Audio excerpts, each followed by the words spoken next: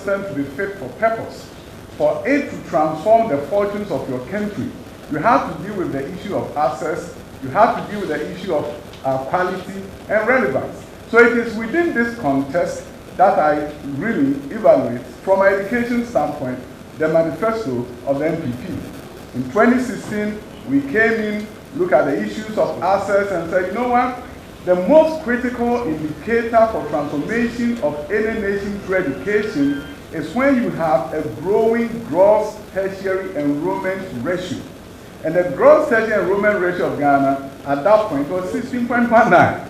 How do you transform a country when your gross tertiary enrollment ratio is 16.19? For the benefit of the people out there and those in the room, essentially what we are saying is this: if you meet 100 youth on the street who are between the ages of 18 to 23, out of every 100, how many of them have some kind of tertiary education or are in some kind of tertiary education at the present? And in Ghana, 16.1, now we can say about 17%. Now, figure out, compare to other countries that have transformed their fortunes, like South Korea, who were richer than in 1960. They are at a very high rate, and it's very interesting, about 94%. The Vice President talked about this in Cape Coast. 94% gross tertiary enrollment ratio.